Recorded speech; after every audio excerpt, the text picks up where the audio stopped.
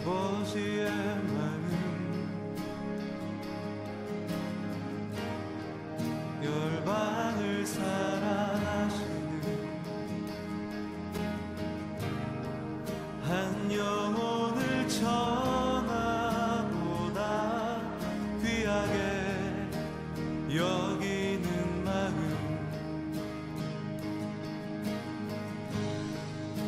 아버지의 마음 가난한 자 억울한 자 빛이 없는 자들에게 구원의 의를 알리는 마음 가서 전하세 아버지 사랑 잃어버린 영혼 돌아오도록 가서 나누세 아버지 사랑 모든 열방 구원에 이르도록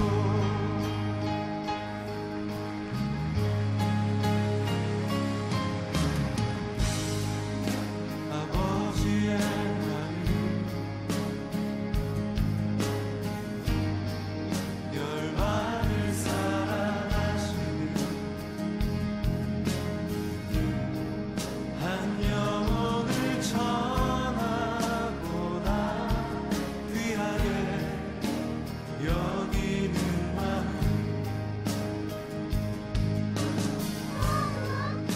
아버지의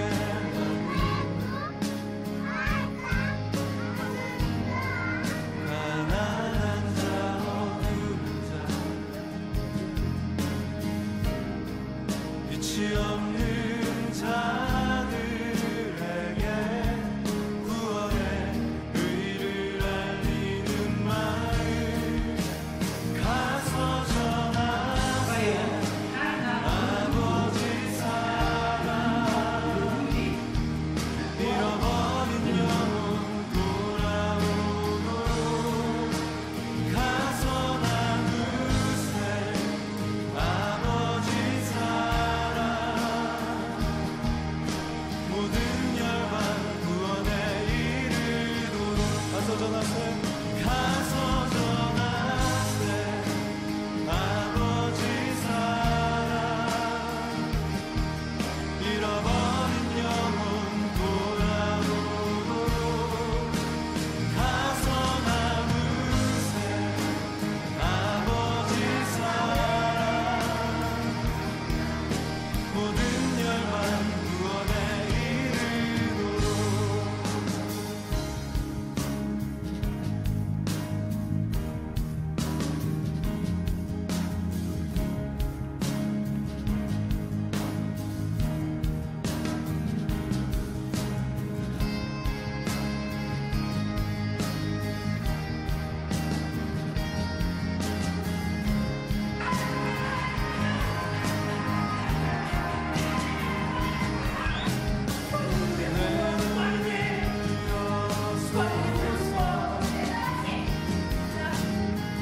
내 맘을 여소서 내 눈을 여소서 내 맘을 여소서 내 눈을 여소서 내 맘을 여소서 내 눈을 여소서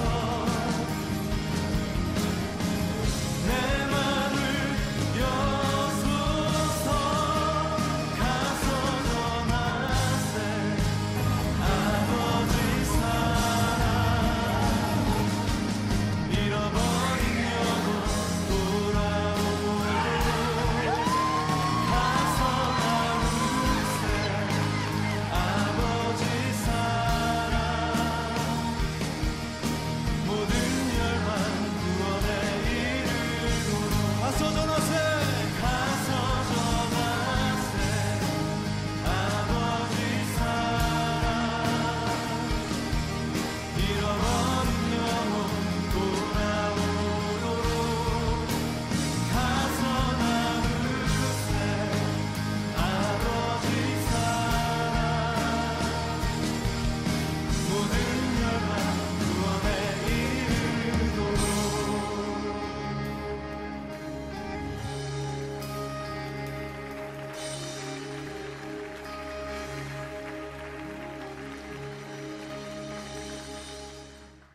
우리 먼저 말씀 함께 읽고 함께 말씀 나누도록 하겠습니다. 우리 출애굽기 3장 1절에서 15절 말씀 같이 보도록 하겠습니다. 찾으셨으면요, 우리 한 절씩 교독하도록 하겠습니다. 모세가 그의 장인 미디안 제사장 이드로의 양떼를 치더니 그 떼를 광야 서쪽으로 인도하여 하나님의 산 호렙에 이르매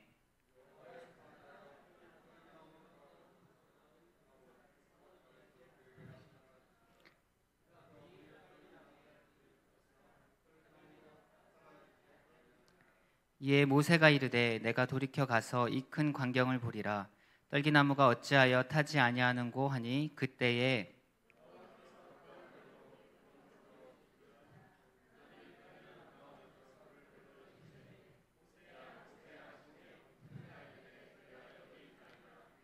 하나님이 이르시되 이리로 가까이 오지 말라. 내가 선 곳은 거룩한 땅이니 내 발에서 신을 벗으라.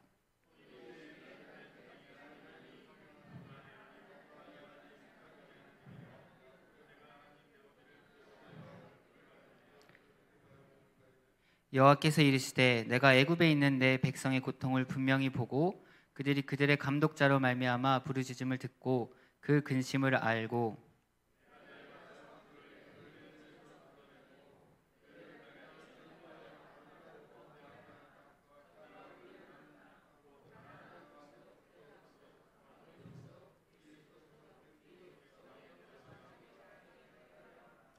이제 가라. 이스라엘 자손의 부르짖음이 내게 달하고 애굽 사람이 그들을 괴롭히는 학대도 내가 보았으니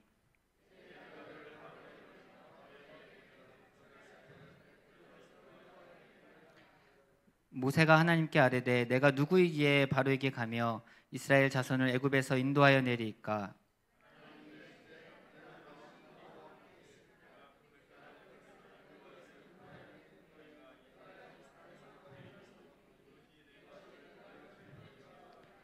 모세가 하나님께 아뢰되 내가 이스라엘 자손에게 가서 이르기를 너희 조상의 하나님이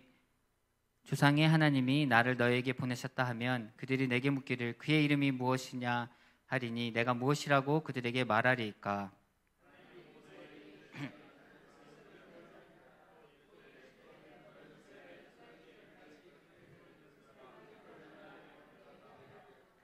우리 함께 읽겠습니다. 하나님이 또 모세에게 이르시되 너는 이스라엘 자손에게 이같이 이르기를 너희 조상의 하나님 여호와 곧 아브라함의 하나님 이삭의 하나님 야곱의 하나님께서 나를 너희에게 보내셨다 하라. 이는 나의 영원한 이름이요 대대로 기록할 나의 칭훈이라. 아멘. 아멘. 할렐루야. 우리 주님의 이름을 찬양합니다. 안녕하세요. 저는요 탄자니아 이 아루샤에 거주하고 있는 유근원 선교사입니다.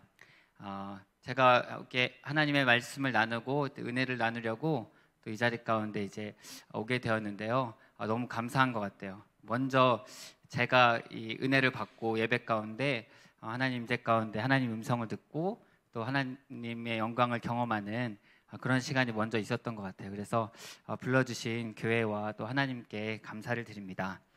학창 시절 때 제가 정말 존경하는 동기들이 몇 명 있었는데요. 그 중에 한 명이 우리 정희택 목사님이었어요. 그래서 항상 제가 좀 부정적인 얘기도 이제 가끔씩 하고 수업이 뭐 이러냐 그러면은 희택이가 이렇게 얘기하는 거예요. 그러나 나는 이 수업이 이게 좋아 이렇게 좋아 이렇게 얘기하면 이런 면이 있구나. 생각이 굉장히 긍정적으로 많이 바뀌고 또 얼마나 열정적이었는지 그런 모습이 참 많이 기억에 남습니다.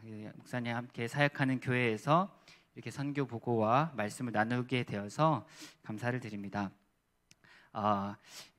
저는 저에 대한 이렇게 소개를 좀 하자면 저는 이제 대학교 2학년 때 카자흐스탄에 두 번째 방문했을 때 하나님 모스크에 이제 방문을 한 적이 있었어요. 그때 가장 큰 이제 모스크라고 하는 한 2,000여 명 모여진 그런 무슬림이 있는 그런 곳에 갔었는데 그때 이제 땅밟기 기도 흔히 얘기하는 땅밟기 기도를 이제 하면서 돌아다니는데 하나님께 이게 질문이 생겼습니다. 하나님, 이 사람들 어떡하죠?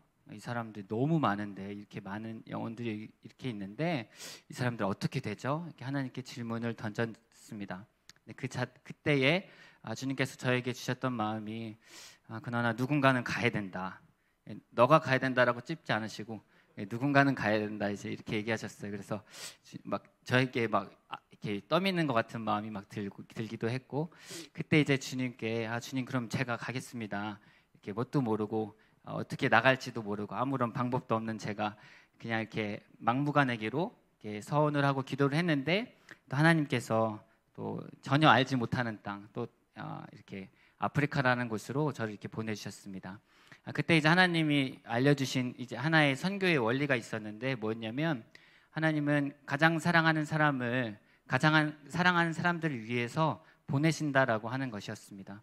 그래서 예수님을 가장 사랑하셨지만 또 제자들을 위해서 내어줌이 됐고 또 제자들도 예수님이 너무 사랑했지만 또 예수님이 제자들을 또 다른 사람들에게 가라라고 했던 것처럼 이렇게 이제 알려주셔가지고 그런 이 말씀을 받고 이렇게 계속 기도하면서 이렇게 선교사로 나가기를 계속 소망했던 것 같습니다.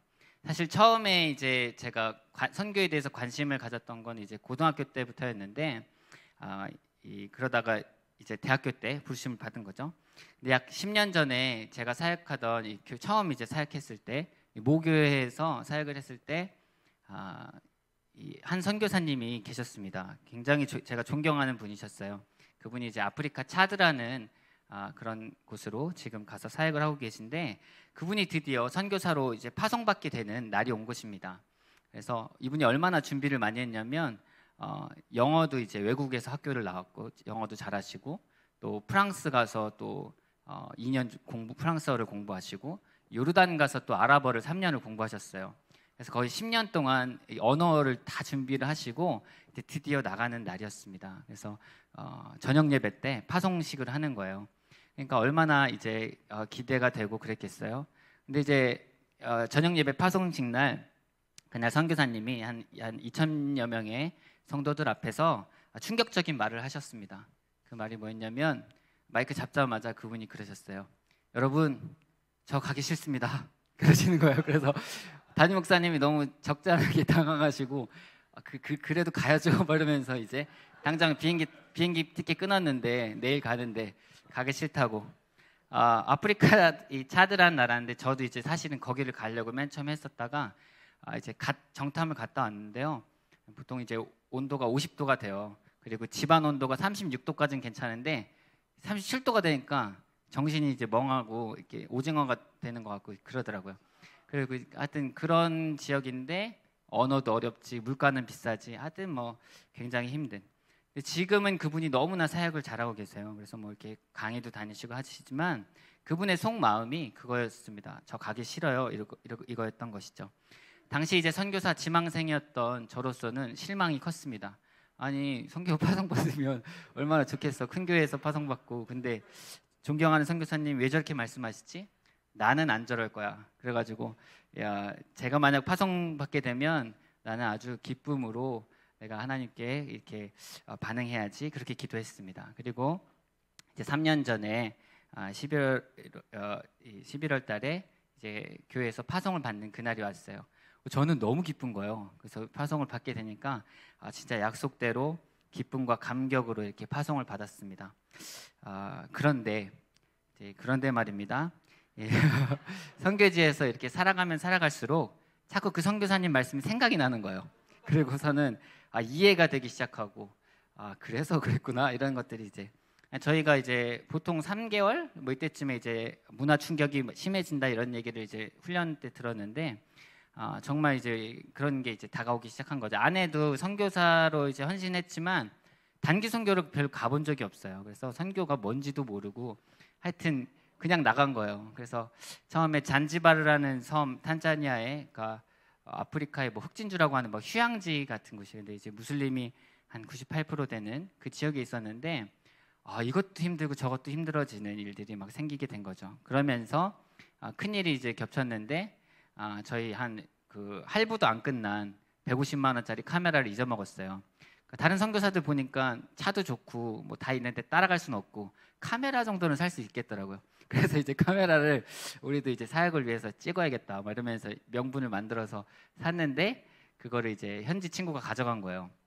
그래가지고 너무 화가 나고 이제 크리스찬인데 하여튼 그런 일들이 생기고 그런 일들을 겪으면서 장모님이 또 한 번은 크게 다치셨어요. 오셔가지고 그 다레스 살람이라는 지역에 왔는데 저희가 되게 무지했던 거죠.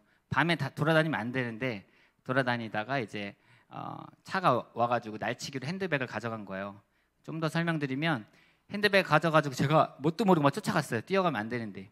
근데 밤에 이제 뭐 번호판이라도 볼까 보려고 뛰어갔는데 결국에는 그 차는 뭐 엄청 빠르니까 슉 돌아갔는데 가면 이게 그 커브를 도는데 어떤 현지인이 제가 막 도둑이다 막 외치고 가니까 현지인이 날라가지고 그 백미러를 뜯었어요. 근데 백미러를 왜 뜯었냐면 백미러에 번호판이 써 있거든요. 그러니까 워낙 많이 백미러를 훔쳐가니까 번호판을 써놔요. 그래가지고 이제 그걸 뜯었는데 제가 가서 달라 그랬더니 돈을 달래요. 현지인 친구가 나 상황이 너무 힘든데 너 빨리 달라 그랬더니 이제 걔가 결국엔 줬어요. 그리고 나서 경찰이 와가지고 경찰차 이렇게 조서 쓰러 가는데 경찰차가 멈춰요. 왜 멈췄지? 내리니까 경찰차가 이제 경찰이 내려와서 하는 말이 기름이 없다.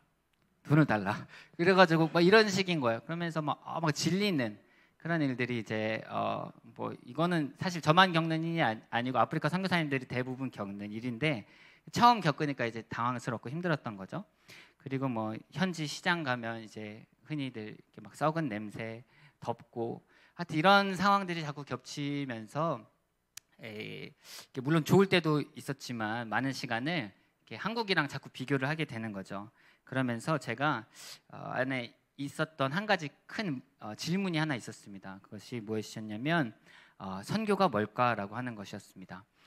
이렇게 나와서 이렇게 살아가는 것이 과연 선교인가? 당장 이제 뭐 언어도 할 줄 모르고 당장 맨 처음에는 시장도 볼 줄 모르는 제가 이게 뭐 어떻게 하는 것이 선교지? 다른 선교사님 보니까 모습들이 저마다 다 달라요. 그리고 이제 사실은 선교 훈련 때 배울 때 이렇게 선교하면 안 된다라고 하는 모습들을 다 갖고 계세요. 그러면서 과연 어떻게 하는 것이 선교일까? 이런 것이 이제 고민이었어요. 그래서 2년 반 동안 이제 3년 정도 동안 제한테 계속 이 질문을 했던 것이죠. 여러분, 선교가 뭘까요? 교회 안에서 이제 보통 교회에서 선교라는 단어처럼 많이 쓰이는 단어가 없습니다. 뭐 남선교회, 여선교회, 뭐 미술선교, 축구선교, 뭐 이렇게 선교라는 단어가 많이 쓰이죠. 그래서 더 그런지 이렇게 헷갈리는 것 같아요. 선교라는 단어에 대해서. 그래서 쉽게 생각하면 타문화권에서 우리가 복음을 전하는 것, 이것을 선교라고 할 수 있는데 하지만 국내에서 사역하시면서 선교사인 분들도 계시잖아요. 그래서 우리가 실제적으로 선교라는 단어에 대해서 우리 폭넓게 사용하고 있는 것을 우리가 볼 수가 있는 것입니다. 그렇다면 여러분, 정말 선교가 뭘까요? 3년도 이제 채 되지 않은 선교사가 선교에 대해서 정의한다면 한 30년 되신 선교사님들이 네가 선교를 알아 이렇게 얘기하실 수 있어요. 하지만 제 안에 계속 질문하면서 그리고 선교사님들 보면서 성경을 이제 보면서 제 나름대로 얻은 대답들에 대해서 오늘 예배 가운데 말씀을 나누고 그렇다면 우리는 어떻게 선교할 수 있을까에 대해서 함께 말씀을 나누고 싶습니다.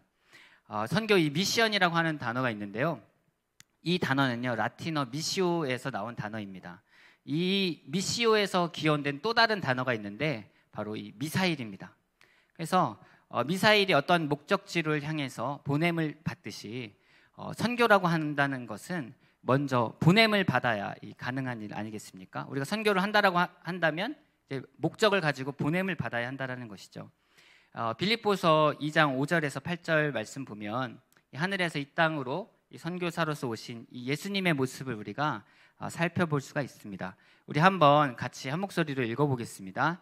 시작. 너희 안에 이 마음을 품으라. 곧 그리스도 예수의 마음이니 그는 근본 하나님의 본체시나 하나님과 동등됨을 취할 것으로 여기지 아니하시고 오히려 자기를 비워 종의 형체를 가지사 사람들과 같이 되셨고 사람의 모양으로 나타나사 자기를 낮추시고 죽기까지 복종하셨으니 곧 십자가에 죽으심이라. 아멘. 근데요 이 말씀 가운데 재밌는 부분이 있습니다.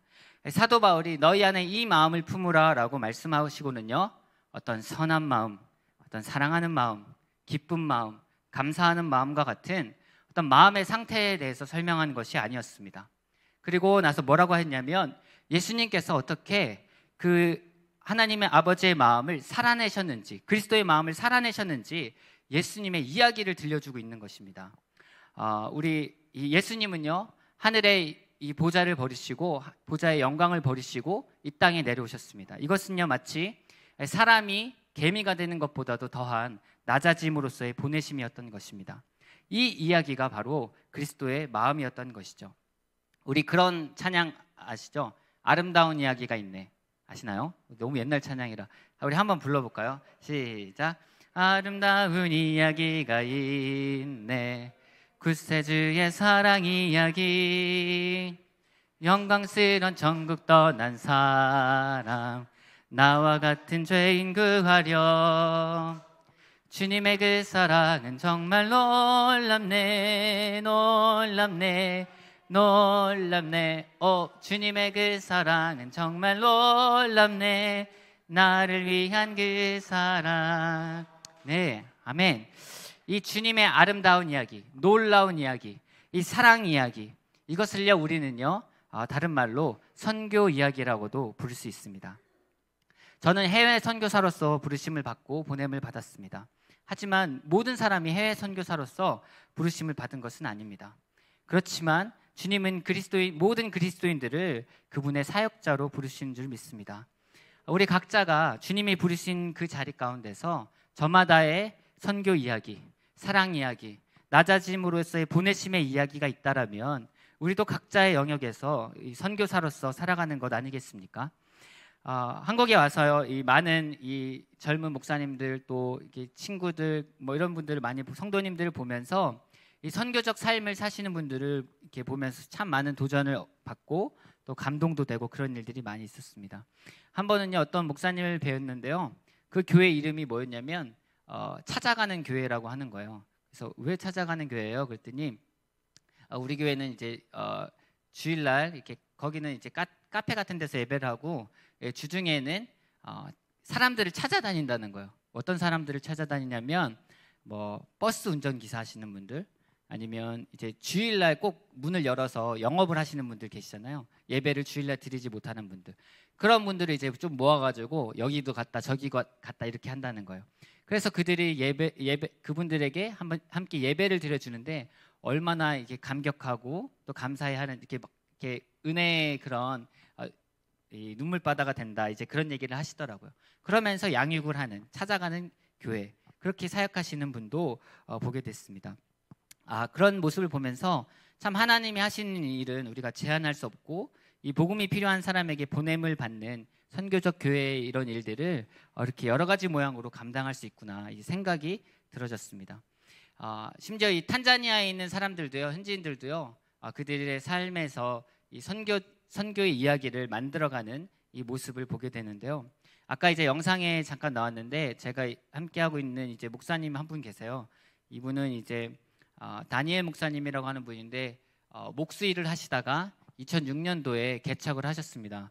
근데 좀 도시 쪽에서 개척을 하면 좋을 텐데 그 도시 쪽에서 이제 한 성도님이 한 30명에서 50명 정도 되는 그런 교회는 제가 보니까 헌금이 그래도 한 우리나라 돈으로 15,000원 정도 거치게 되는 거예요. 그러면 이제 교회 운영을 조금씩 할 수 있는데, 이 시골은 사실 헌금 돈 지폐를 찾아볼 수가 없잖아요.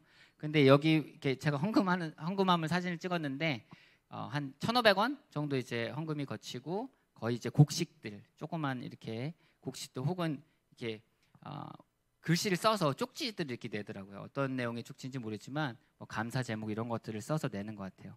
그래서 이렇게 차를 타고 한 40-50분 들어가는 그런 오지에다가 이분이 이제 개척을 하셔가지고, 그것도 산 꼭대기 쪽에다가 개척을 하셔서 본인이 이 판자로 교회를 짓고 사역하시는 모습을 봤습니다. 그분을 보면서 제가 항상 이제 그분이랑 같이 이렇게 들어갈 때 자주 하는 얘기가, 목사님, 저 목사님 진짜 존경합니다, 이런 얘기를 많이 해요. 정말 그런 힘든 곳에서, 본인의 집에서도 7km 걸어서 가야 이제 있는 곳인데 그곳에서 이제 사역을 하고 있는 것이죠. 또 이 베로니카라는 어떤 이제 20살짜리 자매가 있는데요. 저는 이 자매를 보면서 항상 이 마음이 뿌듯합니다. 그 자매는요, 이 힘이 엄청 좋아요. 그래가지고 일을 너무 잘하는데 이렇게 전도 여행 갔을 때도 물동이거나 아니면 이렇게 괭이질을 하면은 저보다 더 잘하는 거예요. 그래서 물동이를 이제 제가 지고 가면 미스터 유 내가 들게 이러는 거예요. 야, 내가 그래도 남자인데, 그런데 이 친구가 진짜 남자보다 더 힘이 좋은 거예요. 어려서부터 이제 그런 일들을 해왔기 때문에 저는 괭이질 좀만 하면 여기가 아파가지고 이제 못하겠다 막 이러는데 그 친구는 계속 열심히 하는 거예요. 그래서 참 어려서부터 너무 힘들게 살아온 친구죠. 근데 이 친구한테 제가 항상 너 안녕 잘 지내 이렇게 하와이유를 묻잖아요. 그러면은 이 친구가 항상 나 잘 지내 이렇게 얘기하는데 어떻게 잘 지내냐면 나 최고로 잘 지내 항상 이렇게 대답을 하는 거예요. 아 그래? 그래? 그러면 그 친구가 항상 하는 말이 있어요. 왜냐하면 하나님은 좋으신 분이기 때문이야. 이렇게 얘기를 하는 거예요. 저는 그 얘기를 들을 때마다 이게 눈물이 조금씩 핑 돌아요. 너가 어떻게 살아왔는지 아는데, 그리고 너가 지금 얼마나 힘들게 사는지 아는데 어떻게 잘 지낸다라고 날마다 얘기하는 거야. 속으로 그렇게 얘기를 하는데 이 친구는 날마다 그 하나님의 은혜 가운데서 잘 지낸다라고 얘기를 하는 거죠. 그런 이 믿음의 고백, 삶의 고백이 정말 선교적 삶, 예배적 삶을 사는 것이 아닌가, 예배하는 삶을 사는 것 아닌가 그렇게 생각이 들어졌습니다. 우리가 감당하는 이 교회 사역 또한 사실은 이런 내려감 없이는 감당할 수 없는 그런 일들이 참 많죠. 전도도 그렇지 않습니까? 내가 내려가지 않고서는 감당할 수 없는 일입니다. 나를 내려놓지 않고는 이렇게 다가가기 힘든 일이죠. 기도 또한 그렇죠. 내가 하나님 앞에 하나님 저 진짜 할 수 없어요라고 말하지 않는 한 우리가 무릎 꿇는 일이 어려운 것이죠. 그래서 이런 교회에서 하는 일들 또한 그런 선교적 이야기 한 부분이 아닌가 생각됩니다. 그렇습니다. 만약 저와 여러분 안에 이러한 사랑 이야기, 어디론가 내려감의 이야기가 있다면 우리도 각자의 자리에서 선교적 삶을 살아갈 수가 있는 것입니다. 저는요 처음 선교를 나갈 때 이제 내려감을 경험했습니다. 살던 집을 내놓고 또 차를 팔고 또 이제 아끼는 가구를 팔 때 이게 쉽지가 않더라고요. 이제 선교 훈련도 받고 비행기 티켓도 끊었으니까 비행기 타고 이제 나는 선교 나가는 거니까 나는 이제 선교사야. 나는 선교하는 거야라고 이제 생각했습니다. 그런데 웬걸요? 이 내려감이라고 하는 것은요 거기서 그치지 않더라고요. 저희가 이제 안전한 집에 이제 살다가 좀 담도 높고 좀 이렇게 그래도 좀 비싼 집이었죠. 그런데 살다가 이제 시골로 들어가는 일이 있었어요. 이제 시골로 1년 뒤에 이사를 가는데 그때 내려감을 이제 경험했습니다. 아내가 너무 도시 사람인 거예요. 그래서 시골에 가본 적도 없고 벌레도 이제 너무 무서워해가지고 시골에 들어가는데 아내가 저한테 막 그러는 거예요. 나는 벌레 뱃속으로 들어가는 것 같아. 막 이런 얘기를 하는 거예요. 그래서 3주 동안 울더라고요, 그냥. 그래서 내가 되게 몹쓸 놈이구나 이런 생각도 하면서 그럼에도 불구하고 아니 선교사가 말이야 막 정죄하고 선교사가 왔으면은 그렇게 살아야지 담 낮은 데 살아야지 막 이런 생각하고 이게 무지하기도 했고 그래서 이제 막 많이 싸우면서 이제 들어간 거예요. 그랬더니 처음 이사 갔는데 우리 담에 현지 아이들이 쫙 앉아 있더라고요. 그래서 뭐 사실 담이라는 것이 별 의미가 없는 그런 곳에서 살아갈 때 좀 이렇게 많이 아이들은 되게 좋아했던 것 같아요. 근데 제 생각인지 모르지만 하여튼 그런 경험들을 했고 또 이후에 제가 이제 7주 동안 예수전도단에서 이제 현지어로 스와힐리어로 DTS를 받았는데 마지막에 이제 그거를 하려면 7주 전도 여행을 가야 되는 거예요. 그래서 현지인들이랑 같이 가는데 그때 또 내려감을 경험하게 되더라고요. 그래서 막 이렇게 냄새도 나고 이 친구들이 뭐 여러 가지 불편한 것도 많이 있는데 다른 게 이제 힘든 게 아니라 문화적인 차이가 진짜 힘들더라고요. 근데 우리나라는 빨리빨리 문화잖아요. 여기는 천천히 문화거든요. 그래서 천천히 하는 게 이제 은혜라고 생각해서 예배도요 3시간씩 드려요. 그 시골로 가면 더 길어지는 것 같아요. 3시간 반. 한번 4시간 들여서 제가 3시간 반쯤 됐을 때 집으로 갔어요. 너무 이렇게 앉아 있기가 왜냐하면 설교가 한 3번씩 설교를 하고 했던 얘기 또 하고 그리고 광고가 보통 1시간씩 하거든요. 광고를 왜 이렇게 오래 하는지 모르겠어요. 근데 그런 모습 보니까 제가 이제 막 성질이 급하거든요, 저는.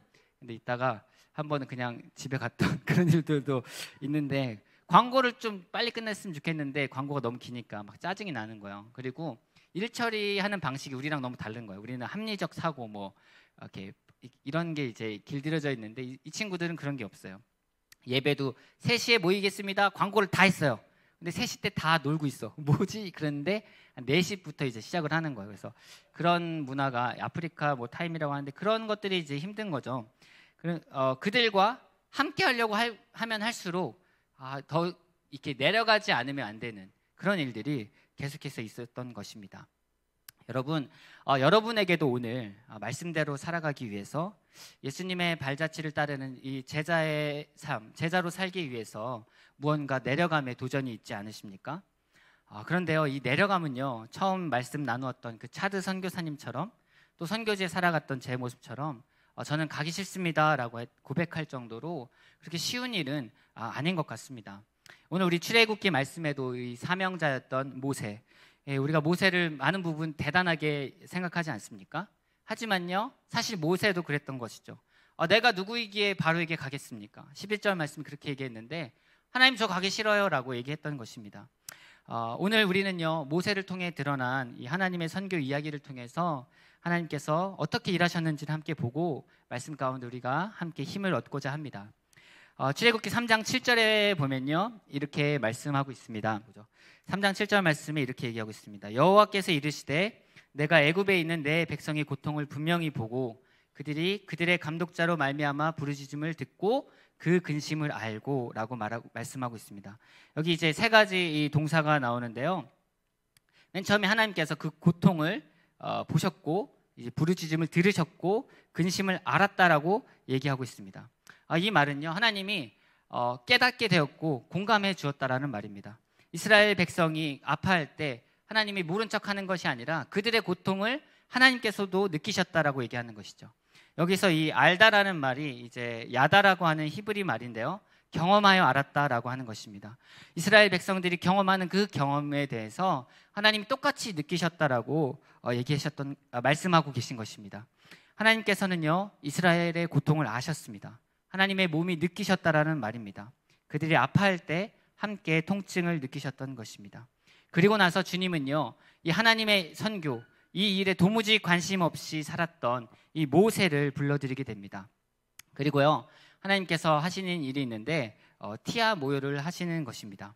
이 티아 모요라는 말은요, 이 스와힐리어인데 탄자니아에는 티아 모요라는 굉장히 독특한 문화가 있습니다.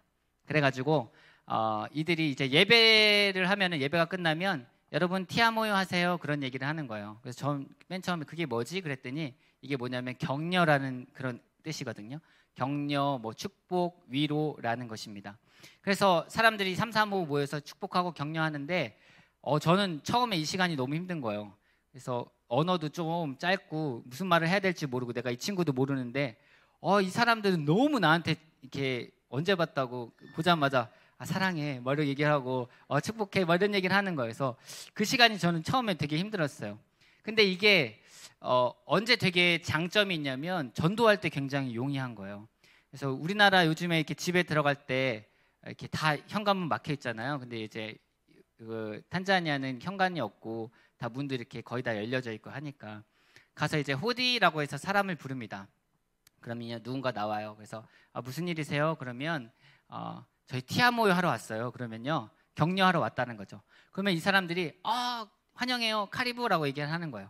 그리고 나서는 이제 우리가 티아모를 어떻게 합니까? 말씀 가지고 하는 거예요. 하나님께서 당신을 사랑하시고요, 그리고 당신이 기쁨 가운데 살아가기를 원하세요 하면서 이제 복음을 전하기 시작하는 겁니다. 그러니까 굉장히 복음을 접하기를 전도할 때 굉장히 유용한 문화인 것이죠. 근데요, 이 티아모요를요, 문자 그대로 해석하면요, 이 티아는 집어넣다, 모요는요 심장 또는 마음이라는 단어입니다. 여러분, 이 격려가 무엇입니까? 마음을 또 심장을 불어넣는 것, 이것을 격려라고 하는 것이죠. 저는 이 탄자니아의 이 단어가 굉장히 성경적이다라고 생각이 듭니다. 우리 주님의 위로, 이 주님의 격려는 어떻게 오는 것입니까? 우리 주님이 그분의 마음을 우리 가운데 직접 집어넣어 주실 때에, 그분의 마음을 우리가 깨닫게 되어질 때에 우리는 진짜 위로를 받고 진짜 격려를 받게 되는 것입니다. 주님이 오늘 지금 모세에게 그분의 마음에 대해서, 그분의 심장을 불어넣어 주고 계신 것입니다. 모세야, 내 마음이 이렇다. 이스라엘 백성을 향한 내 마음이 너무 안타깝고 내가 너무 고통스럽다라고, 내가 그 고통을 완전히 이해하고 있다, 공감하고 있다라고 모세에게 알려주신 것입니다. 바라기는요, 오늘 이 시간에 주님께서 이 자리에 모인 모든 성도님들 가운데 티아 모여해 주시기를 주님의 이름으로 축복합니다. 그분의 심장, 그분의 마음을 우리 가운데 불어넣어 주셔서, 그래서 누가 주님의 마음을 알아서 가르치겠느냐, 그러나 우리가 그리스도의 마음을 가졌도다라고 외쳤던 이 바울 사도의 고백이 우리의 고백이 되어지기를 원합니다. 하나님이 첫 번째 하신 일이 있었는데요, 모세를 불러내어서 그분의 마음을 알려주신 것입니다. 그래서 사명자로 삼으시기 원하셨던 것이죠. 이 두 번째로 모세를 이 사명자로 삼으시기 위해서 두 번째 하신 일이 있었습니다. 그것은요, 바로 주님의 이름을 알려주신 것입니다. 우리 15절 말씀 우리 한번 같이 읽어보겠습니다. 3장 15절 나왔나요? 네, 시작. 하나님이 또 모세에게 이르시되 너는 이스라엘 자손에게 이같이 이르기를 너희 조상의 하나님 여호와 곧 아브라함의 하나님 이삭의 하나님 야곱의 하나님께서 나를 너희에게 보내셨다 하라. 이는 나의 영원한 이름이요 대대로 기억할 나의 칭언이라. 아멘. 네, 하나님께서 처음 이렇게 모세에게 하시는 말씀이 뭐냐면, 나는 너희 조상의 하나님이다.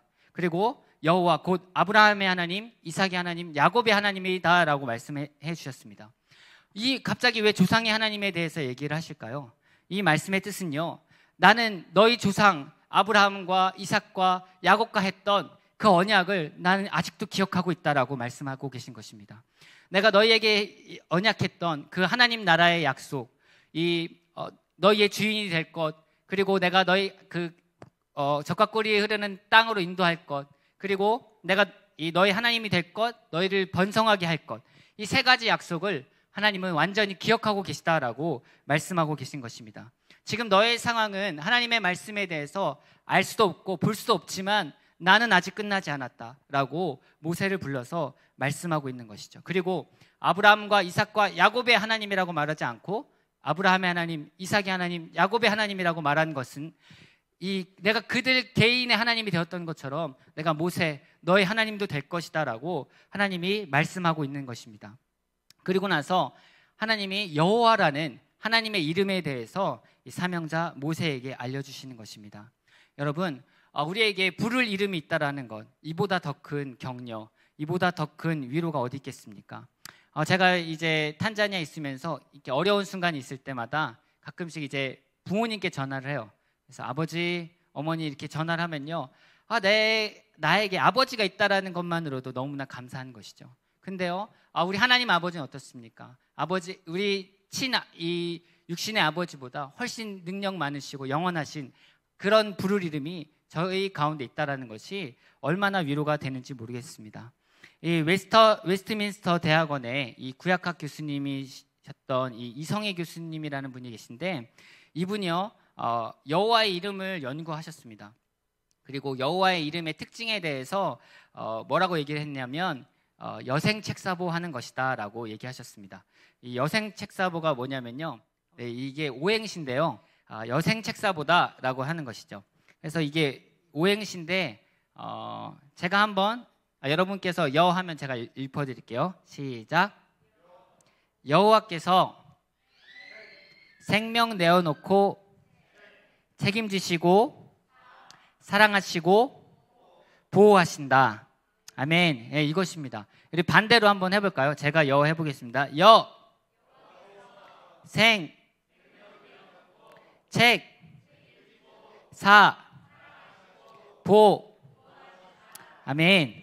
이것이 여호와의 이름 안에 담겨져 있다라는 것입니다. 그래서 여러분 성경을 읽다가 혹은 찬양을 하다가 여호와라는 단어를 딱 보면 무엇을 기억해야 합니까? 예, 여생 책사보를 기억하시면 됩니다. 여호와께서 생명 내어놓고 책임지시고 사랑하시고 보호하신다. 예, 이런 말씀이 있습니다. 신명기 28장 12절 말씀. 여호와께서 너를 위하여 하늘의 아름다운 보고를 여시사 내 땅에 때를 따라 비를 내리시고 내 손으로 하는 모든 일에 복을 주시리니 내가 많은 민족에게 꾸어줄지라도 너는 꾸지 아니할 것이오. 예, 누가 그렇게 하신다고요? 예, 여호와께서 그렇게 하신다고 하셨습니다. 이사야 43장 1절 말씀. 야곱아 너를 창조하신 여호와께서 지금 말씀하시느니라. 이스라엘아 너를 지으신 이가 말씀하시느니라.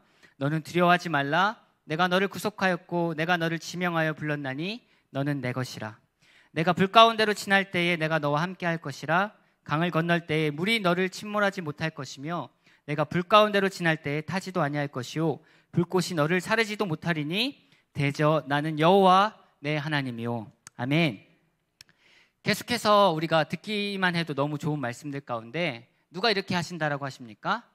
여호와께서, 여호와 하나님이라고 주님은 말씀해 주시는 것입니다. 우리 주님께서는요, 우리를 사명자로 그분의 마음을 품은 사람으로 만드시는데 가장 큰 티아모요, 격려를 해주시는데 바로 여호와 하나님, 우리가 부를 수 있는 이름을 허락해 주신 것입니다. 여러분, 우리가 살면서 우리가 감당하지 못하는 일이 너무 많지 않습니까? 선교요, 어떤 선교적 삶이요, 세상에 우리가 어떻게 그런 일들을 감당할 수 있을까요? 내가 나 자신은 아는데, 나의 연약함이 어떤지를 아는데요. 근데 우리가 감당할 수 없을 때마다 하나님께서 우리가 부를 이름을 허락해 주신 줄 믿으시기 바랍니다. 여호와 하나님, 그분의 이름을 부르십시오. 여호와께서 그분의 생명 내어놓고 책임지시고 사랑하시고 보호하실 것입니다. 그분의 이름값을 우리 주님이 하실 줄 믿습니다. 오늘 아무런 소망 없이 갈팡질팡 그저 자신만을 위해서 살아갔던 한 사람, 이 모세를요, 주님은 부르셔서 티아모요 하셔가지고 사명을 주시고 여호와의 이름을 알려주셔서 사명자로서 선교적 삶을 살아가도록 인도하셨습니다. 주님께서 이처럼 우리에게도 동일하게 역사하실 줄 믿습니다. 저는요, 가끔 이렇게 생각하는 것 중에 하나가 있는데, 하나님 왜 나를 선교사로 부르셨지? 이런 생각들을 많이 합니다. 선교사라고 생각하면 예전에도 이제 한번 그 NCD라는 곳에서 출판한 곳에서 이런 그리스도의 삶의 여정을 이렇게 단계별로 하는 게 있었어요. 근데 맨 끝이 뭐였냐면 선교인 거예요. 그래서 아니 뭔가 성화를 막 해가지고 끝에서 이제 굉장히 잘 이룬 사람이 선교 나가는 것 같은 느낌이 이제 그 책을 보면 들었어요. 그런데 저는 아닌 것 같은 거예요. 저는 얼마나 약한지, 그리고 이렇게 연약한 부분이 순간순간 힘들 때마다 하나님께 불평하기가 일쑤고, 근데 하나님이 왜 나를 부를까? 근데 하나님이 그런 힘든 상황 때마다 무릎으로 주님께 나아가면 하나님께서 격려하시고 그분의 마음을 부어주신 일들이 굉장히 많이 있었습니다. 그래서 계속해서 이러한 일들을 감당하고 있는 것 같습니다.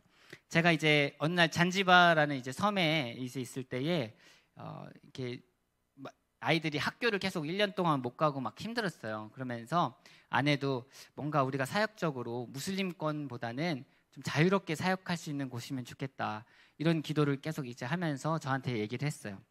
그래서 저희가 함께 기도하다가 육지로 그럼 가자, 이제 이사를 하기로 결정을 한 겁니다. 근데 제가 사실은 이제 카자흐스탄에서 이제 부르심을 얻고 그래가지고 특별히 좀 무슬림에 대한 마음이 있었던 거예요. 근데 육지로 가려고 하니까 마치 내가 이제 무슬림을 저버리고 가는 것 같고, 그래서 마음이 너무 불편한 거예요. 그래서 하나님께 이제 기도했습니다. 하나님, 제가 이제 육지로 나아가는데 어떤 마음을 가지고 나아가야 합니까? 하나님, 저에게 알려주십시오라고 기도했습니다. 그때 했던 찬양이 있는데 주님과 같이 이 찬양을 했어요. 그 찬양 하는데 후렴 부분에 고통받는 자녀 품으시니, 이 구절 있잖아요. 고통받는 자녀 품으시니, 그 찬양을 하는데 주님께서 제 마음 가운데 티아모요를 해주셨습니다. 그러나 육지 가운데 고통받는 자녀들이 너무 많다. 그들이 가난 가운데서, 그리고 예수 그리스도를 몰라서 고통받는 사람들이 너무 많다라는 마음들을 저희 가운데 부어주셨고, 그리고 육지로 나아갈 이유들을 설명해 주셨습니다. 그리고 이제 저희 아내에게는 아까 이제 영상에 초반부에 나왔던 이사야 42장 22절 말씀에 대해서 알려주시면서 이 땅이 탈취당하고 옥에 갇힌 자 같다라는 그런 부분들에 대해서 말씀해 주셨습니다. 그래가지고 이제 육지로 나가게 됐는데요. 사실 그냥 그 예수전도단 컴파운드에 살 때는 잘 몰랐어요. 근데 전도여행을 가니까 이들이 얼마나 힘듦 가운데 살아가고 있는지, 진짜 우리나라 돈 단돈 500원의 가치가 이들에게 얼마나 귀한 것인지를 이제 깨닫게 되고, 정말 얼마나 가난 가운데 살고 있는지, 그리고 참 무지함 가운데 살고 있다라는 것에 대해서 알게 되었습니다. 한 번은 이제 예배를 갔는데 우리 리더가 성령님에 대한 설교를 했어요. 그래서 1시간 설교를 하고 이제 내려왔는데, 아까 말씀드렸듯이 또 두 번째 설교가 이어지는 거죠. 이제 목사님 나오셔서 또 설교를 하면서 이제 얘기를 하는데 그러시는 거예요.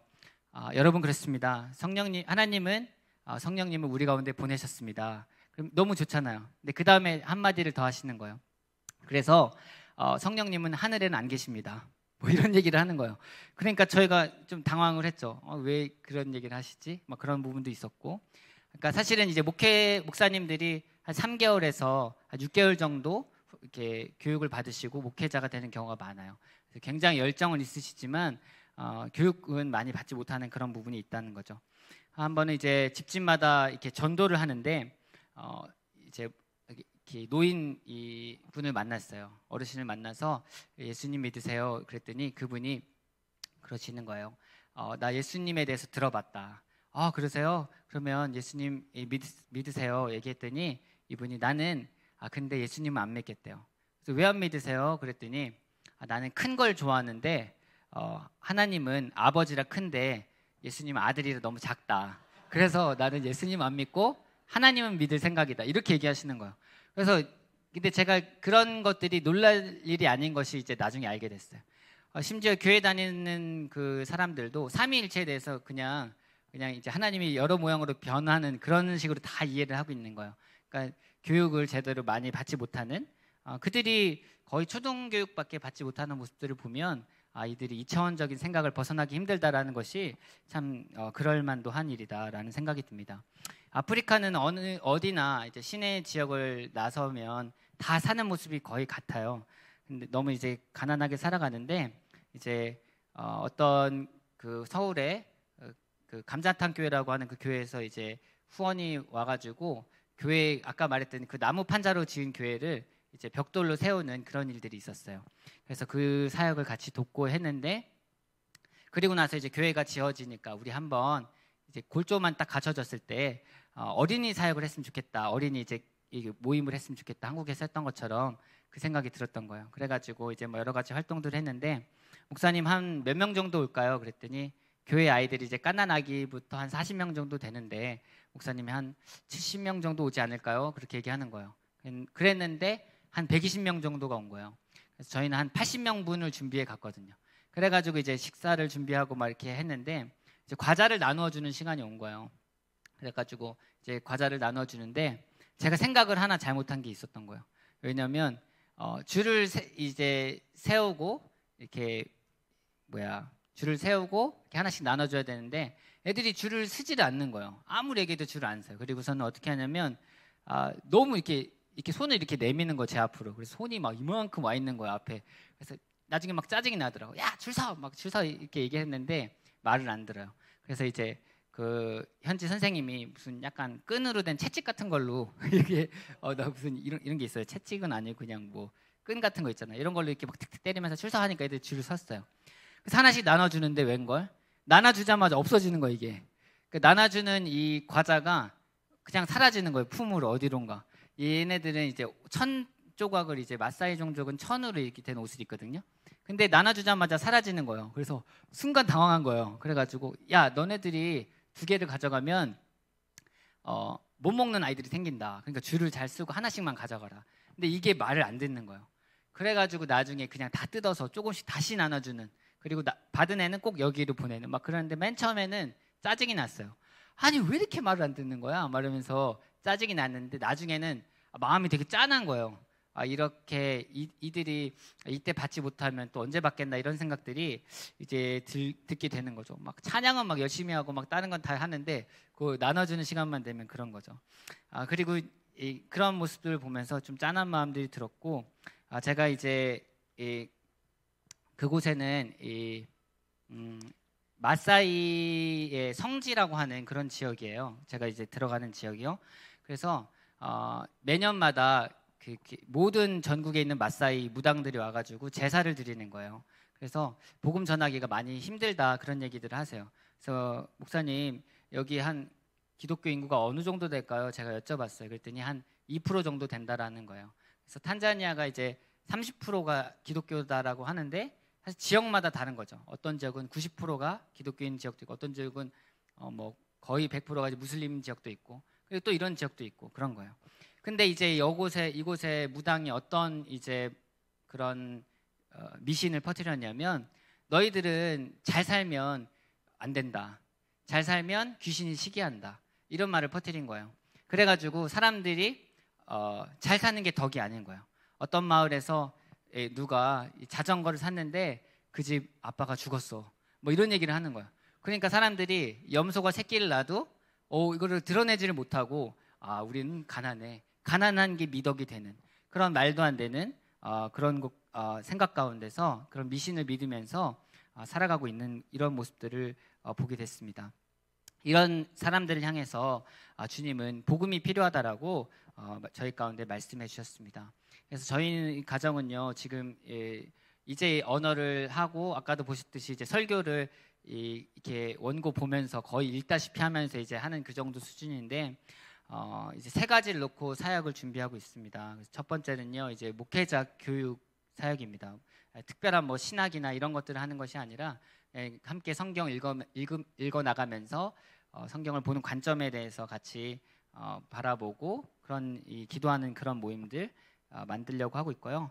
그리고 두 번째는 이제 어린이 사역을 이제 제가 어린이들을 좋아하는데 그냥 모여가지고 같이 이제 놀아주고 이런 것들 되게 좋아하는데 어린이 교회들이 보통 찬양은 되게 많이 해요. 심지어 한 뭐 6살, 7살짜리 아무나 나와서 찬양 인도하라고 하면 애들이 하거든요. 박수 치면서. 이제 굉장히 찬양은 좋아하는데 말씀이 없어요. 말씀 시간이 없더라고요. 그래서 왜 말씀이 없지? 봤더니 이제 사실은 선생님도 별로 그런 교육을 받지 못했던 거죠. 그래서 어떤 다른 선교사님께서 그림 성경책을 지금 이렇게 만드셨는데 그걸 가지고 이제 교회에 다니면서 같이 하려고 계획을 하고 있고요. 또 안에는 이제 미혼모에 대한 마음을 또 하나님 주셨어요. 그래서 여성에 대한 부분에 대해서 이 아프리카 대부분이 그럴 것 같은데 너무 일찍 결혼을 하는 거죠. 결혼도 아니고 이제 그냥 남편이 이제 데리고 살다가 버려지는 아이가 생기면 버려지는 이런 가정이 너무 많아서 그런 가정을 놓고 기도하고 이제 사역을 준비하고 있습니다. 저는 현지에서는 예수전도단이랑 지금 협력을 하고 있는데요. 사실 아직도 이제 비자가 나오질 않고 있어요. 그래서 비자 안 나오고 그냥 프로세싱이라는 그런 거를 찍고 이제 왔다 갔다만 하고 있는데 사실 좀 어려움은 있어요. 아직 지금 대통령이 바뀌어서 이런 비자에 어려움이 있는데요. 여러분께서 함께 기도해 주셨으면 감사하겠습니다. 주님께서는요 그분의 마음을 이렇게 우리 가운데 심으시고 한 걸음씩 그분의 일들을 이루어가고 계십니다. 오늘 저는 여러분 가운데 함께 도전하고 싶습니다. 이후에 제가 또 다시 기회를 얻어서 한국에 올 때 여러분 안에 일하신 여러분만의 이 하나님의 선교 이야기를 저에게도 들려주시기 바랍니다. 그래서 가정 선교 이야기 혹은 직장 선교 이야기 혹은 주일학교 선교 이야기 혹은 시장 선교 이야기 뭐 스포츠 선교 이야기 등등이 많이 들려졌으면 좋겠습니다. 그래서 우리가 주님의 마음을 갖기 시작할 때에 이런 선교의 이야기가 시작되는 것이죠. 히브리서 6장 10절 말씀에 이렇게 말씀하고 있습니다. 하나님은 불의하지 아니하사 너희 행위와 그의 이름을 위하여 나타낸 사랑으로 이미 성도를 섬긴 것과 이제도 섬기고 있는 것을 잊어버리지 아니하시느니라. 하나님은요 우리의 섬김을 다 기억하고 계신다라고 말씀하고 있습니다. 그래서 이 땅 가운데서 우리가 기쁨으로 이렇게 섬길 때에 그런 것 같아요. 때로는요 하나님의 재정이 늦게 들어오는 것 같기도 하고 하나님이 이렇게 힘든 일들이 우리 가운데 겪게 될 때도 있지만 하나님께서 그 모든 가운데 특별한 은혜를 주시는 것 같아요. 그냥 다른 사람들은 잘 이해하지 못하지만 내가 그런 길들을 걸어갔을 때 주님이 한마디 해주시는 거죠. 그러나 내가 너의 마음 안다. 누구야 내가 너를 알고 있다라고 하는 그 한마디가 사실은 굉장히 큰 힘이 되는 것 같아요. 우리가 사명 감당하기 힘들 그런 순간이 올 수도 있지만 늘 그럴 때마다 여호와 하나님 그분의 이름을 의지하고 그분의 이름 불러가면서 각자의 선교 이야기를 이뤄가시는 저와 모든 성도님들 되시기를 주님의 이름으로 축복합니다. 우리 함께 우리 찬양 하나 하고 같이 기도하는 시간 가졌으면 좋겠는데요. 우리 아버지 당신의 마음이 있는 곳에 하나님 아버지의 마음 우리 찬양인데요. 이 찬양 부르실 때에 하나님 저에게도 주님의 마음을 주옵소서. 하나님 저희가 어떤 곳 가운데 나아가야 하겠습니까? 라고 주님께 물으시면서 같이 찬양하는 시간 갖도록 하겠습니다.